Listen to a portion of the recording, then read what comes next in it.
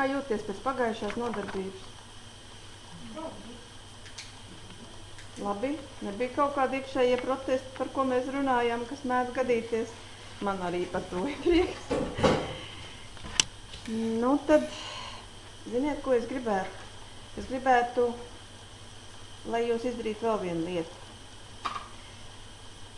4, 6, 8. Tieši sanāk pārīs. Jūs divs. Un tā mēs drusiņi pagriežties vien pret otru. Pārīts. Jā. Un es pagaidām esmu, bez pārīšu. Tas nekas, es bet es parādīšu.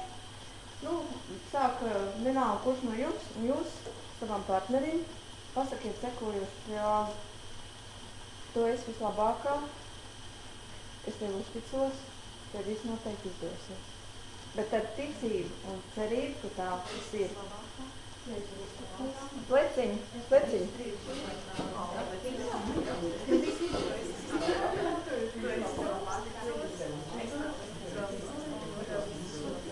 Un otrādi atkal, ja?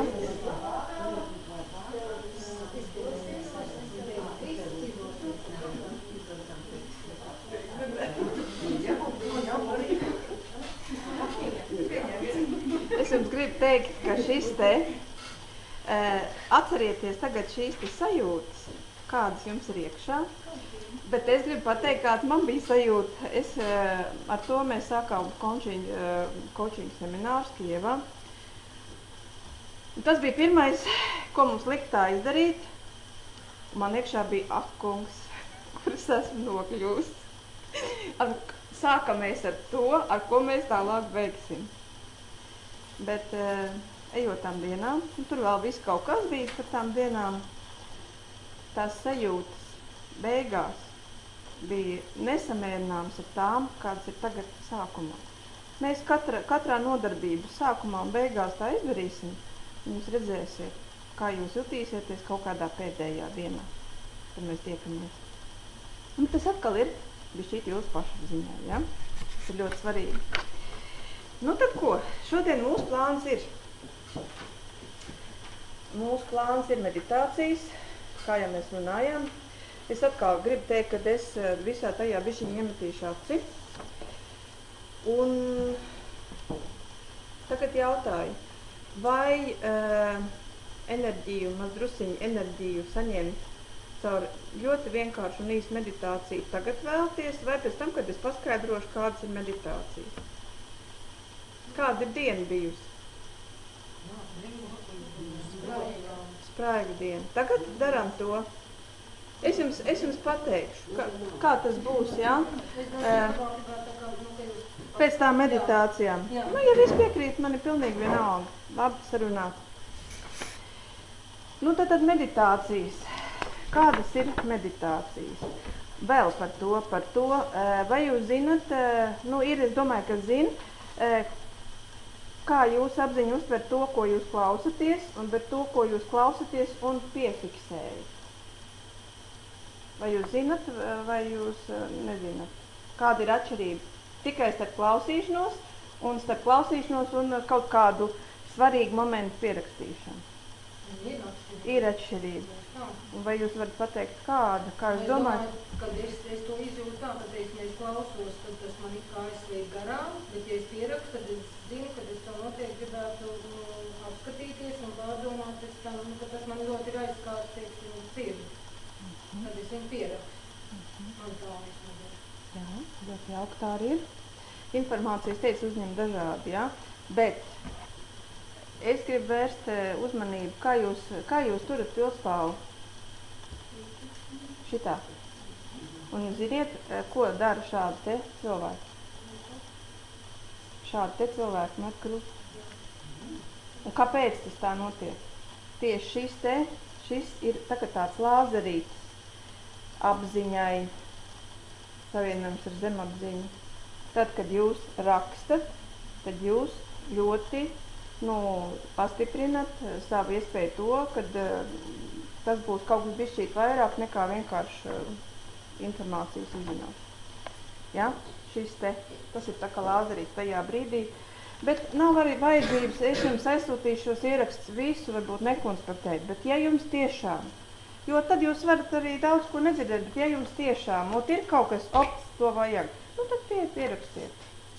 Ja? Tātad meditācijas iedalās 3 daļās. Ir statistiskās, un tās ir tādas, kuras cilvēki izpild sēžot vai guļot, guļus vai sēžu stāvoklī. Tad ir pasīvās,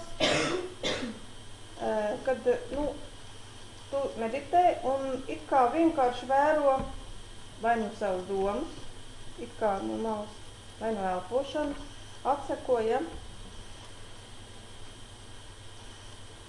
Tā varētu būt, piemēram, sveces liesma, sveces degšana, kaut kādu vienu punktu sienā, elpu, ja, kas notiek ar elpu, ja, koncentrējies tikai uz elpošanu.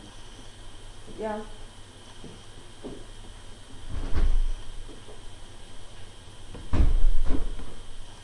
Un tad, kad ir šī te pasīvā meditācija, kad mēs principā cenšamies izslēgt savu apziņu, koncentrējoties uz kaut kādu punktu, vai koncentrējoties uz to, ko mēs iekšā jūtam, vai kā mēs elpojam, tad šī laikā radītājs runā ar mums. Mēs saklausam to, ko grib mums pateikt. Sākumā noteikti neviens neko nesaklaus, bet ar laiku ejot, tas viss notiekās. Tad trešais ir aktīvi darbojas. Meditācijas, kurā aktīvi cilvēki darbojas. Arī tās sauc par meditācijām. Tā ir vizualizācija, par ko ļoti tagad visi runā, ja? Tas ir ļoti svarīga. Tā ir arī dziedināšana, kad cilvēks novada kaut kādu enerģiju kādam citam.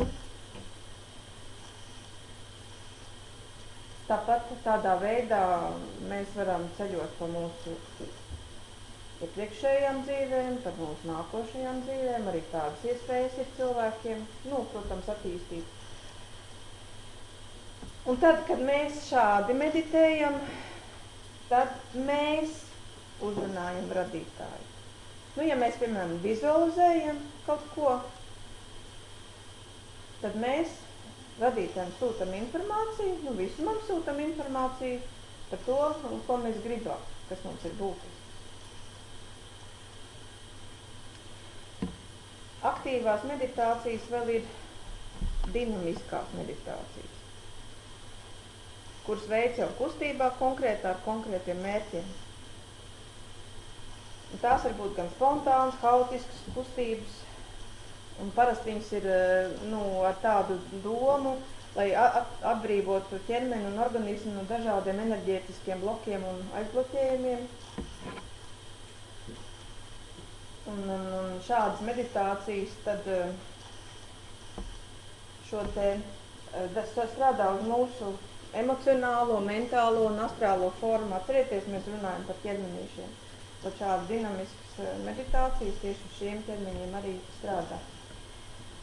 Tad ir šīs te dinamiskās kustības meditācijas, kurā konkrētas kustības seko citai. Tāds ir Sofija idejas, piemēram.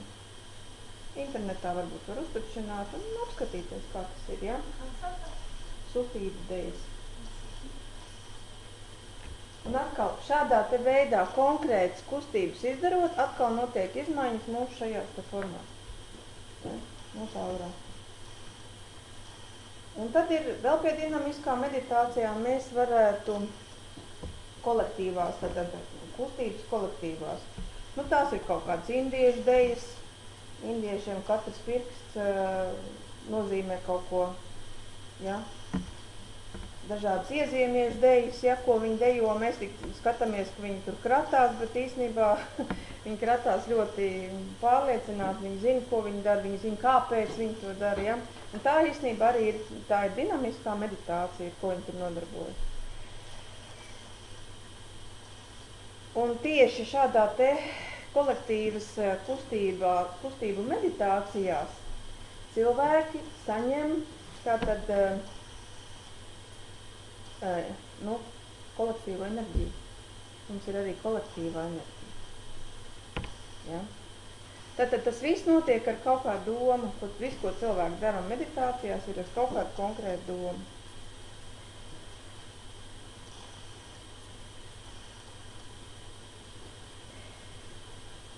Tad ir meditācijas, arī tās skaitās meditācijas, kad mēs esam pie pilnas apziņas, kad mēs apzināti kaut ko darām, piemēram, darbojamies savā virtuvē, bet mēs ieejam meditatīvā stāvoklī. Piemēram, ja jūs zinat, kā saņemt enerģiju, kas ir jādara, tu esi ļoti nogurs, tev vēl vesela trauka kaudze, es saku, piemēram, ja? Es vienkārši apstājos, aizver acis, ieraugu tas stāvu enerģijas bumbu, novadu pa čakrām, kā man viņu vajag, tas aizņem 3-5 minūtes, un es pēc tam jūtos visam savādāk. Ja? Arī tā ir meditēšana. Pie apzināta stāvokļa.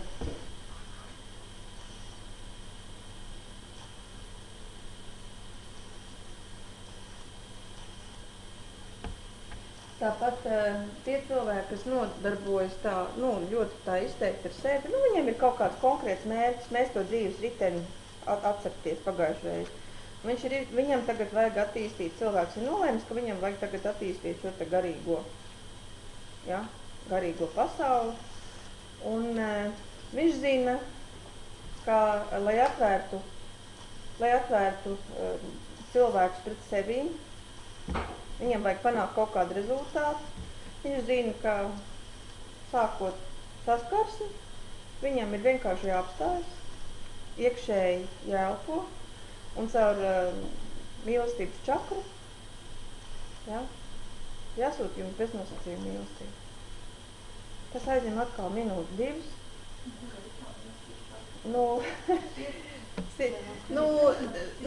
Dažādos avotos šis ir citādāks. Ja? Viens šo te uztver par 2 pirksti zem nabas, cits saka saules pinums, cits saka sirds rajonā. Tas nebūtu tik būtiski. Ja? Katram ar laiku šīta sirds atdošanas vieta, sirds mīlestības, beznosacījuma mīlestības atdošanas vieta, jutīsies savādāk. Bet tādā veidā, kas notiek? Ticiet man, ja jums ir kaut kāda sastrīguma situācija un tiešām ir svarīgs rezultāts, kā jūs visu to izdarat, tad tas viss notiek enerģētiskā plāksnē, cilvēki vienkārši atvers. Un tā jūs mainat apzināti, zinot, ko jūs darat, jūs mainat rezultātu. Tas ir drusciņi ar reiki saistīts, bet vienalga. Arī tādi iespējams ir meditēt, tā arī ir meditācija īstenībā. Ja? Tagad es jums gribu pateikt par pieļaujamām kļūdām, ko mēs diezgan daudz meditēsim par šitām dienām, ja? Ko, lai jūs cenšaties nepieļaut. Ja? Pirmkārt, tad, kad mēs gatavojamies meditēt, nesasprindzenieties. Saspringti necenšieties dzirdēt, kā es jūs vadu un ko es tagad jums lieku darīt. Mēģiniet atslābināti uzklausīt visu to, ko meditācija jums, uz kurien jūs vada meditācija. Ja? Ja tas ir, protams, ar domu, kad jūs runājat ar radītāju, ja? Vai atkal jūs gribat sev iegūt enerģiju vai dinamiskā meditācija. Ja? Tā ir bauda. Meditācija ir bauda.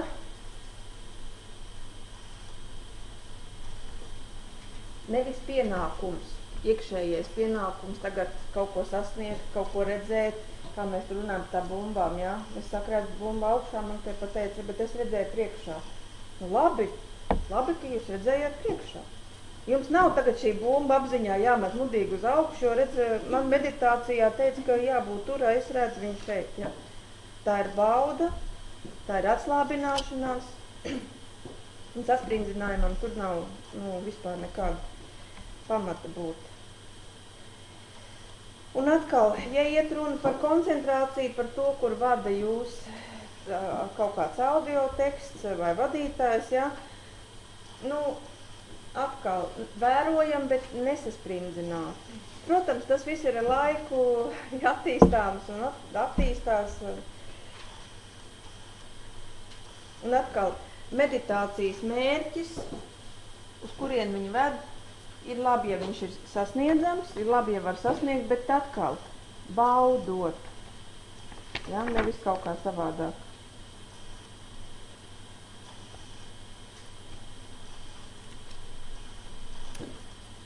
Pierakstījām. Tagad es ātri pastāstīšu par to, ko es jums piedāvāju izdarīt. Ja? Tad atkal, pirmkārt, ja jūs uz kaut ko koncentrēties, tad koncentrēties gan uz to savu elpošanu. Elpošana dziļa, atkal dziļa izjusta, izbaudīta. Tātad ieelpojam dziļi un izelpojam dziļi. Jo tajā brīdī, kad mēs ar baudu ieelpojam un izelpojam, atbrīvojas daļēji mūsu ķermenis. Mūsu sasprindzinātais dienas laikā ķermenis. Būs atkal jārada šī te bumba, vienalga kādā krāsā. Tātad, kādu jūs viņu redzat? Parasti tā ir sudrabaina, zeltaina krāsa, spīdīga bumba, maza, liela, kāda, kuram viņa ir. Un ar ieelpu šī te bumba būs jānovada pa ķermeni, 2 pirksti, apmēram, jūs gan tu roku uzliksiet, jūs varat uzlikt, ja? Sieviete liek labo roku, kreiso virsū, vīrietis otrādi, kreiso un labo virsū, ja? Šādi te mums būs rokas, un ieelpojot mēs šo te bumbu, sākumā saskatiet, kāda viņas ir, kur viņas atrodās, novadiet līdz tejienei un izvadiet viņu ārā. Ieelpojam un izelpojam. Šāds tikliņš. Ja? Tā jūs varat jūs ieelpojam un izelpojam ārā. Ieelpojam, šādā veidā. Ieelpa un izelpa ir vienā ciklā. Ieelpa, jūs lēni vadat to bumbu, jūs tiks nemetat viņu ārā, ja? Ieelpojam un izelpojam, ar izelpu izvadām ārā par šo vietiņu. Rokas šādi. Bez tam, kā jūs jutīsiet? Nav pareizi, nepareizi. Es elpoju tā, kā man ir komfortabli, bet vispār caur degunu parasti elpo. Ja cilvēkam ir liels aizdeguna mandels, viņš nekādu nevarēs caur degunu ieelpot, viņš elpos caur muti. Es to daru, bet vispār ir prānas elpošana, kad ieelpot ar degunu un izelpo ar tādu mazpavērtu mutes dobumiņu un izelpo. Man nav komfortabli, jā, kā ar enerģiju strādājot, man ir komfortabli tā, tāpēc daru tā, bet vispār ar puspavērtu mutīt. Vai jūs gribat kaut kādas 2-3 minūtītes, daudz nē, vai jums vajag kaut kādu meditatīvu mūziku? Jā. Gribat? Jā. Domā, ko arī mūziku mēs gribam. Tā, lai būtu mūzika.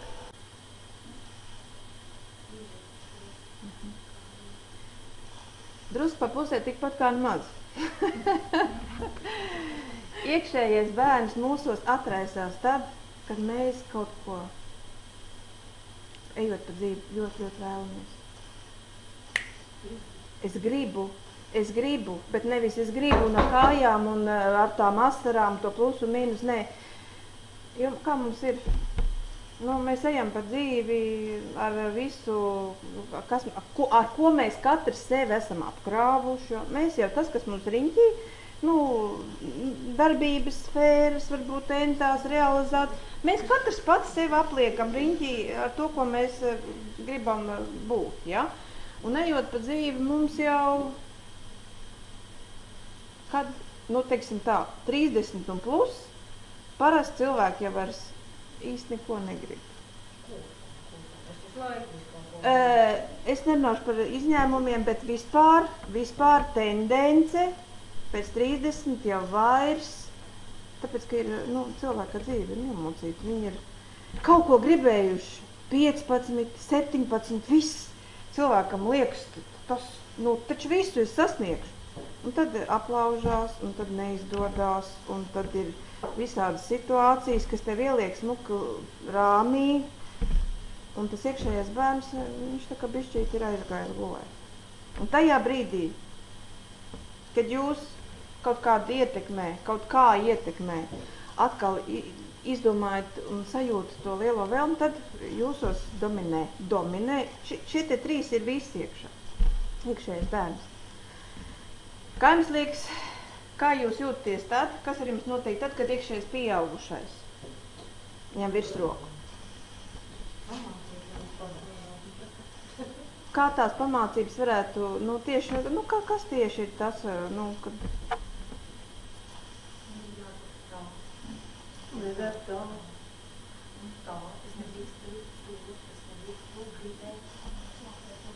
Apslāpēt to bērnu, jā. Pieaugušais jau ir priekš tam, lai viņš tā kā bišķīt likt rāmjos tās. Tajā brīdī, kad mums pieslēdzās tas prāts ar viens, es tur, un tad ir pēc kaut kāda brīža pieslēdzās tas pieaugušais, bet paklau, bet tas būs šitā, un tas būs šitā, un man, bet vai vispār to vajag, un vai tas vispār izdosies, un... Jā, bet tas ir tas, ko pieaugušie dara bērniem. Dzīve, dabā, viss priekšā ir, dzīvē viss priekšā. Un tagad es gribētu, lai jūs padomātu par to, ko jūs iekšējais kritiķis dara, un kad viņš pieslēdzās.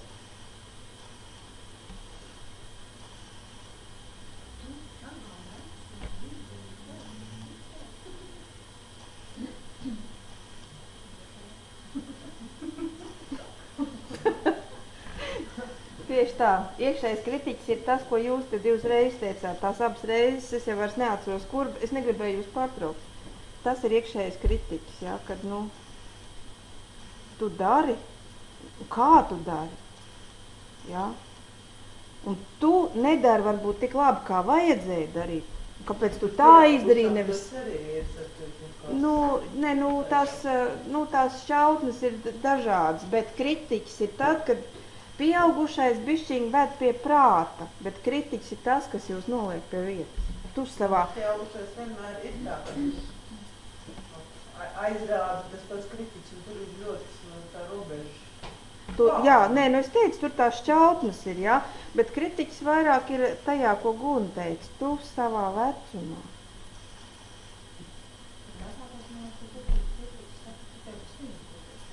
Tas ir pats par sevi. Vairāk varbūt ne tev tas ir drīzāk pieaugušais, var teikt, vai nevis tev tas noliegumi, bet vai tev tas izdosies. Bet kritiķis ir tāda, meditējām, piemēram, runājām, jā. Viss bums redz, viens redz priekšā, un kritiķis tad ieslēdzās. Es to atkal nemāku izdarīt. Visām, ir šitā, man ir šitā. Ja? Un tas ir kritiķis, kad tu sāc sevi salīdzināt ar citiem, vērtēt, ka tu sāc sevi. Tas ir kritiķis. Un es jums atkal gribu piedāvāt kaut ko interesantu. Lai jūs vieglāk šo te Urantijas kursu uztvert, lūdzu,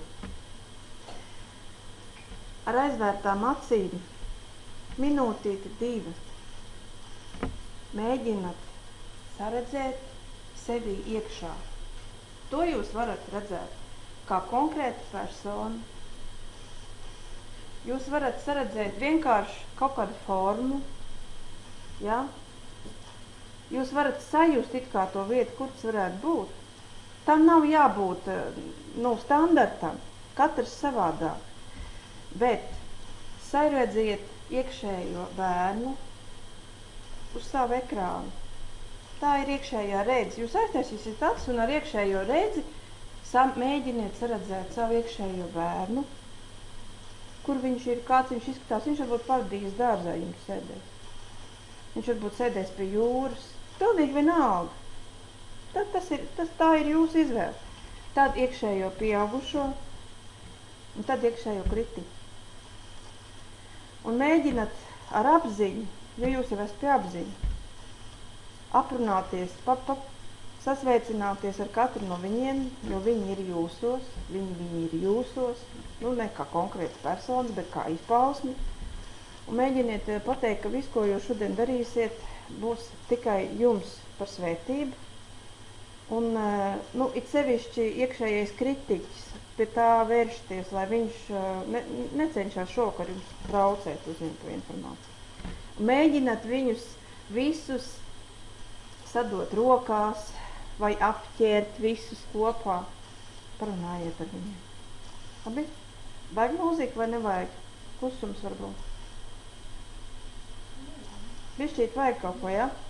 2 minūtītes. Tad, kad esat kaut ko viņiem pateikuši, kaut kā viņus redzējuši, apskāvuši, samīļojuši, noteikti pasakiet, ka jūs viņus noteikti ļoti mīļat.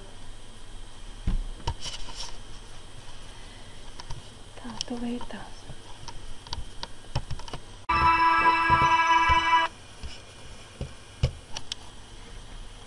Tas atkal ir veids un forma, kā mēs varam sevi iepazīt. Ja? Un sarunas ar savu iekšējo bērnu ir ļoti, ļoti svētīgas. Un, protams, tās ir meditācijas, kurā apzināti vada kaut kur, ja? Tieši tāpēc, lai cilvēki gadiem ejot šo te savu gribu, šo te savu dedzīgumu, vēlmi kaut ko sasniegt, kur ir ejot pa dzīvēm cauri, nu, kaut kur pazudus, pačabējus, nu, dažādi iemesli dēļ katram, nu, lai mēs vienkārši, kā maz bērni, gribētu ļoti, ļoti dedzīgi. Ja? Labi. Mums ir atkal iekšēji sev katrs tajā brīdī. Paldies, ka tu to izdarīji. Tas ir atkal solīts savam iekšējam es pretī. Nu, es bišķīt pat palasīšu, jo, nu, es varu pateikt, es Urantijas kursu klausījos, nu, es esmu vairāk kārt viņu klausījusies, piedalījusies semināros, bet nu, tādu īstu konspektus es uztaisījusi un es mēģināšu nodot, pie kam tas man vēl ir krievu valodā, tā kā es, nu, ja es kaut kur aizķeros, nu, tad, nu, neņemiet man tā pa kritiku, ja, bet mēģiniet to tā saprast. Urantijas kursu pasniedz Rīgā, ļoti īsti. 3 dienas, nepilnas, pa 4 stundām. Nu, informācija ir tāda gremojama, nu, tāpēc nav garas tās nodarbības. Vada lietuviešu pāris. Entos gadus viņi to dara, nu, 11 gadus noteikti. Nu, un ja es jums teicu, ka viss dzīvē nāk vajadzīgā brīdī, vajadzīgā laikā ar vajadzīgiem cilvēkiem, tad es varu pateikt, es šos te 2 cilvēkus, kā attālu ģimenes draugus, zinu ļoti, ļoti sen, nu, attālus caur vīra, māti, kaut ko, ka viņai ir draudzene kaut kāda, kas lasa kaut kādu seminārs, vada kaut ko, viņi tur kaut kāda kopiena tusojās, nu, tā man likās tajā laikā. Un mums pat saskārās kaut kā dzīves ceļi, un nu, to bija viss izteikts. Un tajā brīdī, kad man viņi bija, nu, par viņiem jāuzzina kaut ko jau konkrētāku, tad man nāca informācija gan, ko viņi tur īsti dara, ko viņi tur īsti nodarbojās. Man tik bija tā, ka es, tad, kad es ļoti izlēmu, ka man to vajag, jo tie ir maksas, tās ir maksas nodarbības, nu, savā laikā viņas maksāja par tām 3 tikšanās reizēm par to kursu, man maksāja tas 50 lati, ja? Bet bija iespēja ar šo te, par tiem 50 latiem 3 reizes, nu, noklausīties viņu, nu, par to vienu maksājumu, nu, lai cilvēkam informācija aiziet. Vīrietis šo te kursu vada, un pie sievietes ir iespējams saņemt jautājumus uz saviem, to es atbildes uz saviem jautājumiem. Ja? Nu, cilvēks dod visvajadzīgo informāciju.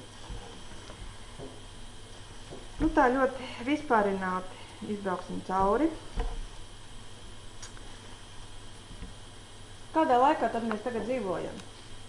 Mēs dzīvojam laikā, kas Bībelē ir dēvēts par beigu sākumu. Jā.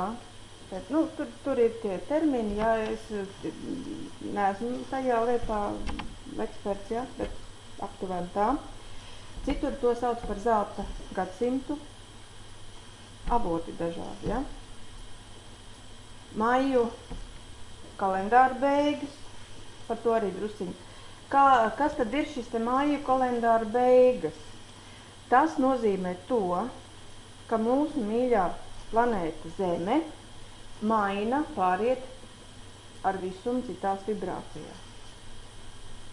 Nevis, ka Zemē bija, jāiet bojā.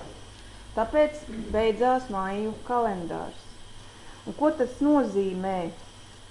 Tas nozīmē, ka tas notika, tagad šis jau ir 2. gads, ja, kad Zeme maina, pret Zemi tiek visums, maina vibrācijas, vibrācija kvalitāti. Cilvēki šos te gadus pāris ļoti bieži jūta fiziskas sāpes, bez iemesliem. Te galva sāp, te jūtamies ne tā, ka vajag, ja.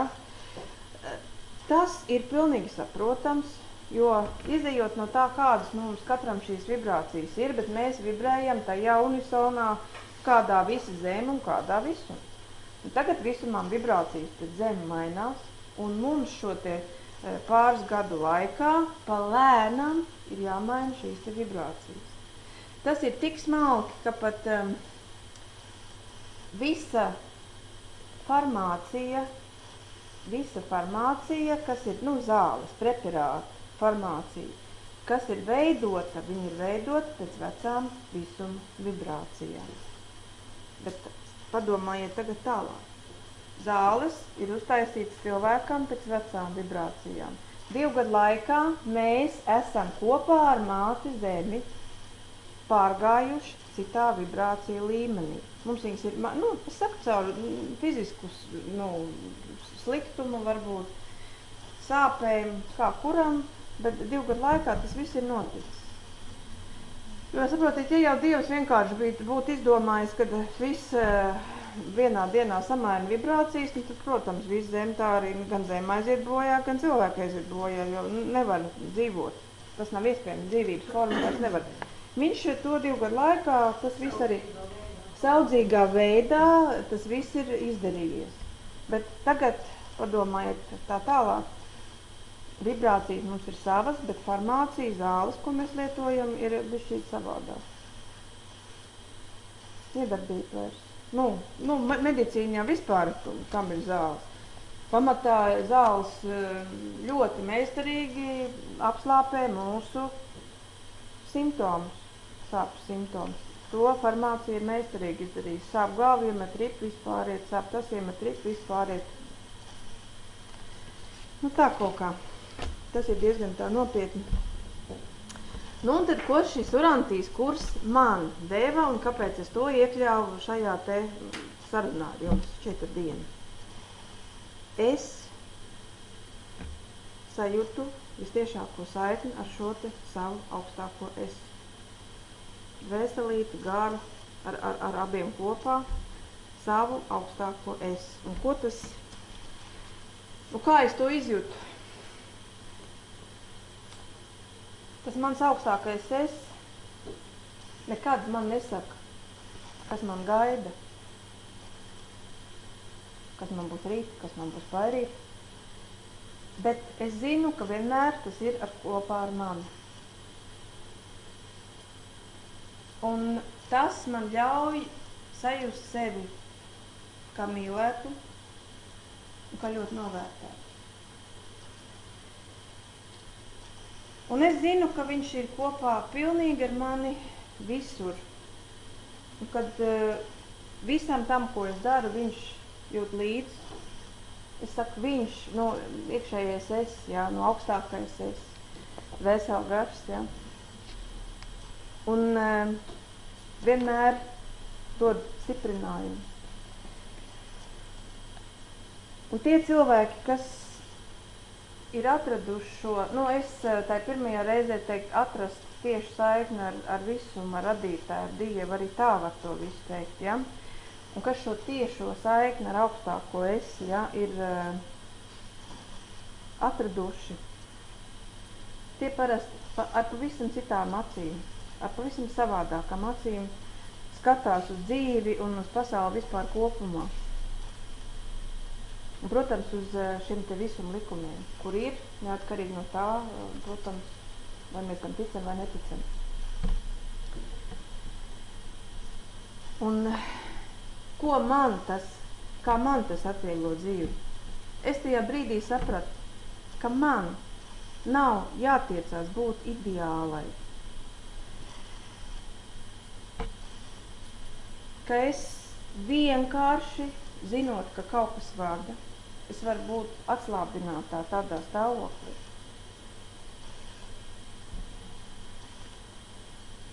Un tad, kad es neesmu saspringus un atslābināta, tad es esmu vienkārši tāda, kāda es esmu.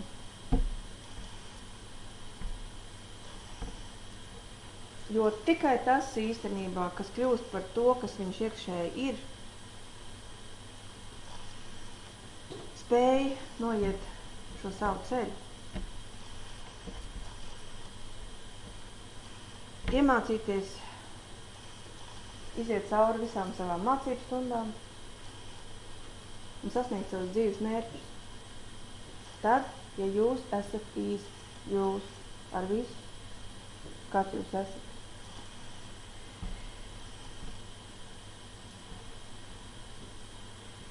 Šos te zināšanas palīdz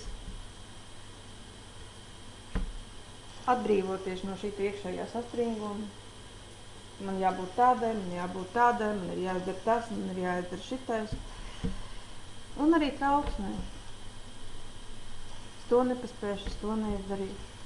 Tas viss savādāk sakārtojās un savādāk to redz.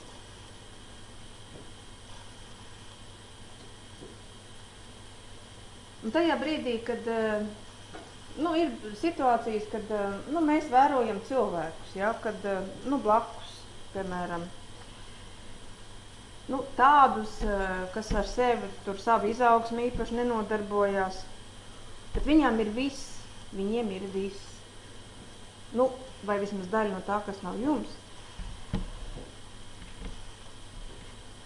Un jums neizdodas sasniegt ne to, ko viņi, īpaši nepiepūloties.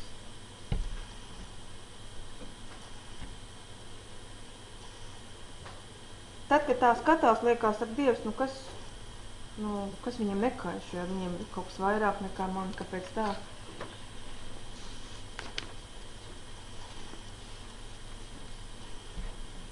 Tad neliekas, ka pasaule ir pēc jums netaisa. Tad, kad zini visu to, kas ir jāzina, jāsaprot, tad nav šīs netaisnības sajūtas. Īstenībā mums var būt pilnīgi viss, ko mēs vēlamies. Pilnīgi viss dzīvē ir sasniegams, tikai jūs augstākais es ir tas, kas izvēlās ceļu. Par kādu jums iet. Un par to visi parūpējās Dieva likums, nevis jūsu gribas spēks.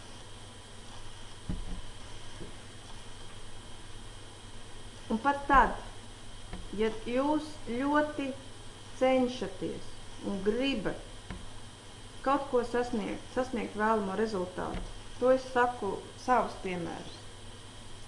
Viss dzīves rata sfēras izbrauktas cauri, viena sfēra es ļoti centos, ļoti gribēju sasniegt rezultātu. Tak pret sienu. Tas nozīmē, ka tas šobrīd nav priekš jums.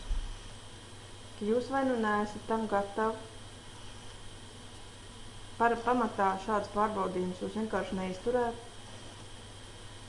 Un jūs pie tā vienkārši nepielaižat. Bet, tā ir dzīves realitāte. Tas vienkārši ir jāpieņem. Bet, tāpat laikā, visas jūsu cenšanās, gan labās, gan sliktās, protams, augšā tiek sadzirdētas, uzklausītas un novērtētas. Tas ir pats galvenais, novērtētas. Neatkarībā no tā, vai mēs sasniedzam rezultātu un kādu mēs sasniedzam rezultātu. Tātad, kā es teicu, galvenais ir iet uz priekšu, pakritāt, piecelieties.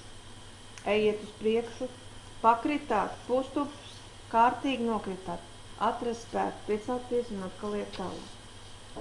Ja? Jo mēs jau ar prātu varam izdomāt visu, ka mēs gribam to, šito. Tur, kur mūs laiž, tas ir mūsu, tur, kur mūs nelaiž, vienkārši atlaid to situāciju. Un, protams, to, ko es visu laiku cenšos jums pateikt, par katru lietiņu, ko jūs izdarat šodien vairāk nekā vakar, par katru lietiņu, ko darat citādāk, labāk, savādāk, sakiet sev paldies, ka tu to dari, ka tu to izdarīji. Tā ir tā viena maza daļiņa, tā sevis mīlestība. Jo saprotiet, ja jūs nemīlat sevi, arī tam es esmu izgājis. Ja jūs nemīlat sevi, tad jūs nevarat šo mīlestību dot nevienam citam. Jūs nevarat iedot to, kā jums nav. Ja jūs sevi nemīlat, tad jūs nevarat mīlēt citu, jo jums nav šīs mīlestības. Jūs varat būt attiecībās, kuras ir pienākuma apziņas vai kaut kā cita vadītas, bet ja nav dziļa iekšēja mīlestība, tad jums nav ko dot citam. Un tad arī pretī neko nesaņem.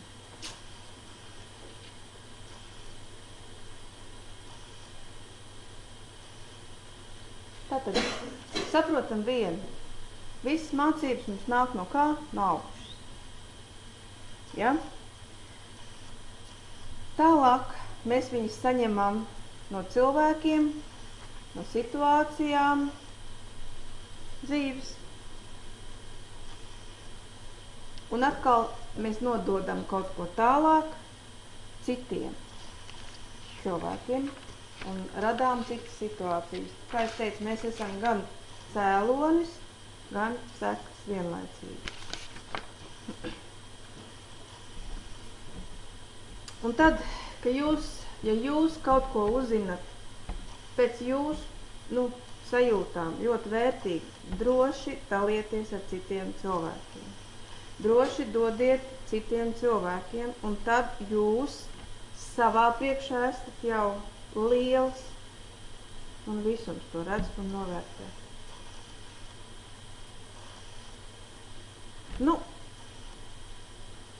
Lai nebūtu mist, vienkārši, tas ir tāds mans ievads, ja, tam visam, kā es jūtos, pēc tam, kad saprotot un redzot, izejot visam tam cauri, kā es jūtos tagad. Un šo tādu stāvokli es varu novēlēt jebkuram no mums uz zemes, jo tad vienkārši tu vienkārši esi laimīgs tikai tāpēc, ka tu esi.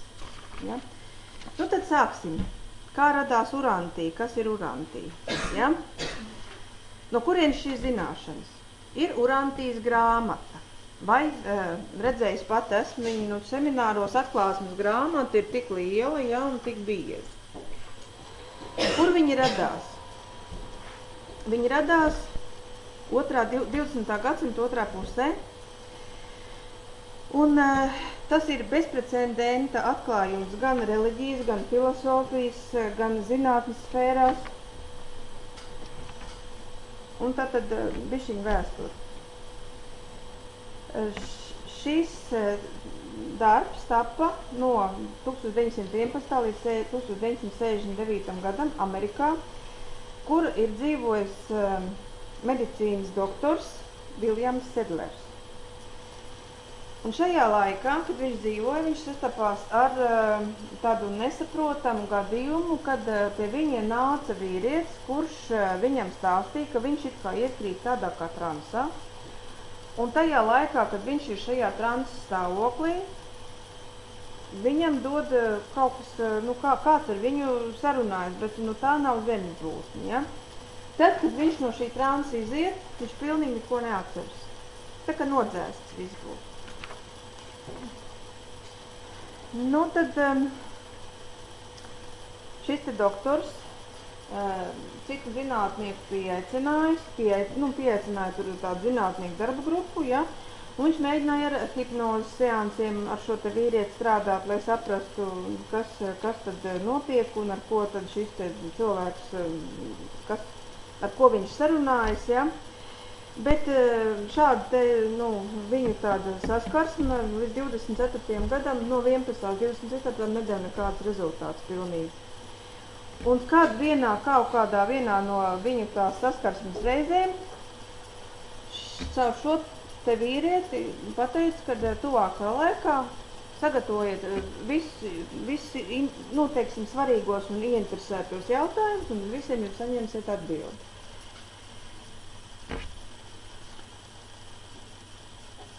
Pēc kāda brīža pie šī te,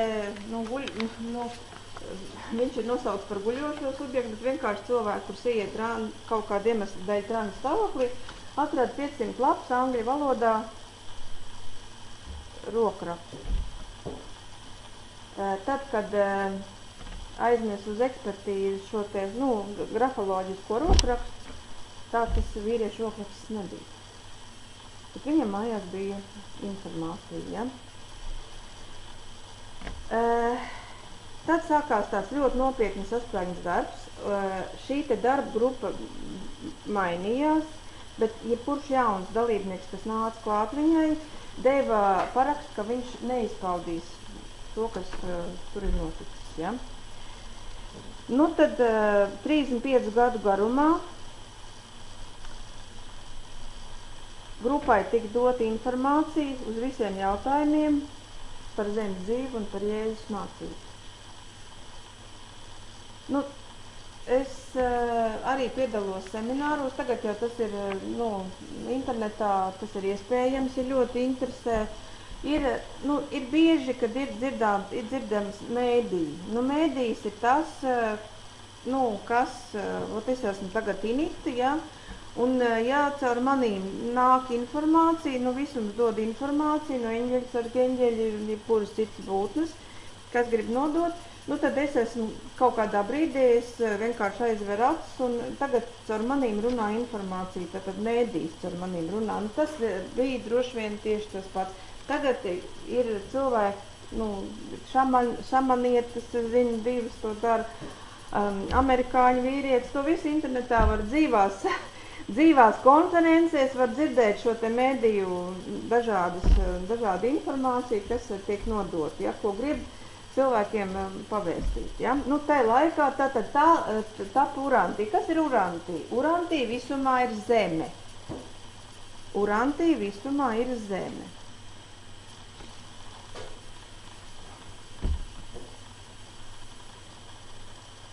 Ko? Mēs drusciņi ļoti vispārināt, tas pamats. Viņš ir zinātņu kandidāts, bet jūs varat internetā, YouTube uzsitat Urantija, latviešu valodā nav nekas, ir angļu un krieva valodā Urantija, tur ir video, tur ir, informācija ir, ja, tas nav tā, kā viņš ir nopirks. Tā informācija vajadzētu būt apmēram tāda, ja, kā tas viss ir tapis, ja.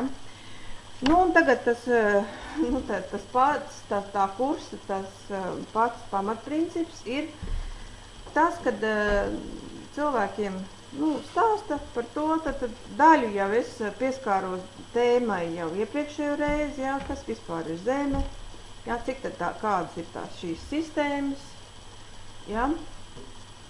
Protams, par to, no kā cilvēks sastāv. Un kā tas, ko saka, ka mums katram ir savs likteņš, ka tas viss jau ir nākot uz zemes, uz katram jau ieprogrammēts, tad to arī tur pastāv. Ja, kad tā viņš ir. Un, protams, mums katram ir vēl brīvā griba 10%. 10%. Mums ir situācija, Un 10% ietvaros mūsu apziņas līmenī mēs varam spērt soli pa labi vai spērt soli pa kreisi. Tāda iespējams pastāv. Bet ja mēs pa labi spērsim soli, mēs aiziesim uz vienu pusi, ja pa kreisi uz otru pusi. Šādi iespējams dod. Un kas tad nodrošina? Tas ir tas interesantākais. Kas tad nodrošina to, ka mēs iesim to mūsu likteni? Nu kā, nu labi, nu viens ir tas, ka mēs sapratām, ka ir vibrācijas, ja, ka tas ir tas, kā visums mums skanē, kā visums mums lasa. Ja. To, kad nu, ir viens no tiem visuma likumiem, kad līdzīgs pievērt līdzīgo, ja. Nu, to arī var saprast ar mūsu normālu saprātu. Bet kas ir tas, kas vada? Kas neļauj mums aiziet tālāk par šiem te brīviem 10%? Ja mēs ļoti pie tā nestrādājam, lai notiktu savādāk. Nu, vispirms es gribu pateikt, ka dvēselēm mūžībā, nu, mēs runājam par to, ka dvēsele ir augšā un ka dvēsele ir mūžīga. Un ka mēs esam tikai viņas projekcija, nu, jā, šajā dzīvē. Un es jums gribu pastāstīt, to varbūt gan jūs pierakstiet, cik tur bez urāntīs kursus, es domāju, jūs nedzirdēsiet. Dvēselēm ir 7 attīstības pakāpes. Ir jaunā dvēsele, bērnu dvēseli, jauniešu, nobriedusi, vecā, transcendentālā,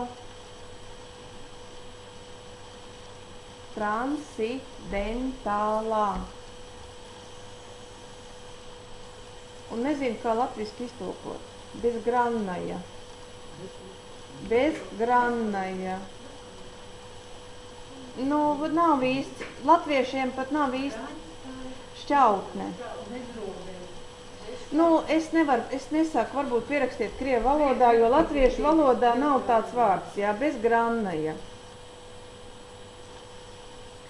Un ja mēs runājam par to, ka dvēseles dzīvība ir mūžīga, tāpatās kā visums, nu, nevis visums, bet nu, mūsu sistēma visi, ja?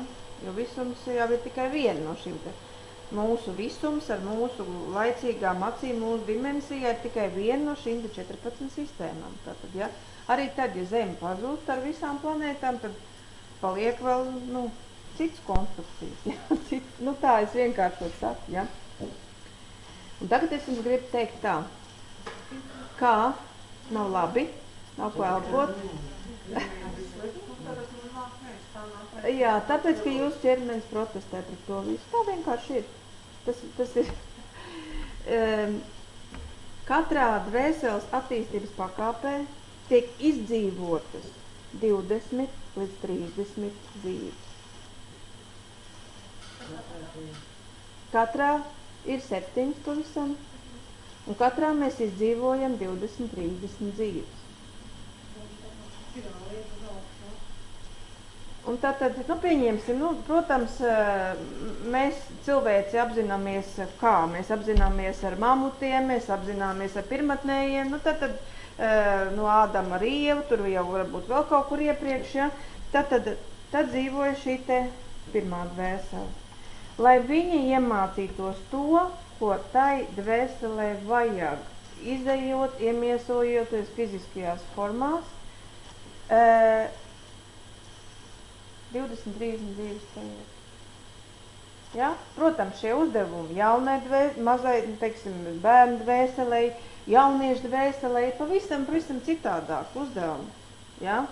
Nekā, piemēram, nobriedušai vai vecai dvēselei. katrā attīstības pakāpē šie uzdevumi ir citādāk. Un ko tad mēs pirmkārt varam uzzināt šai urāntīs kursā no šīs te sievietes? Mēs varam uzzināt, kas mēs esam par dvēseli.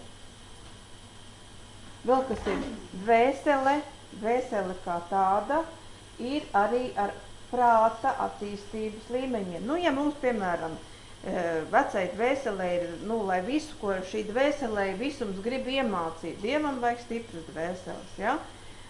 20-30 dzīves, tad šajā laikā dvēselē ir vēl arī prāta attīstība. Ja? Ir jauniešu prāts, ir pieaugušais prāts, ir nobriedušais prāts. Arī prāta attīstības ir dažādi.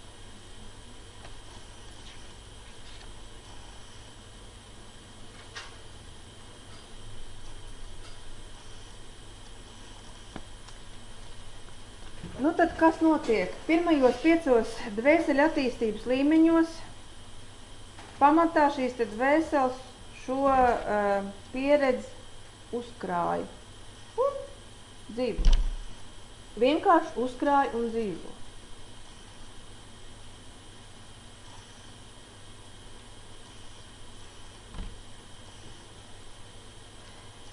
Nākamais tāds smags gadījums ir transcendentālā dvēsele.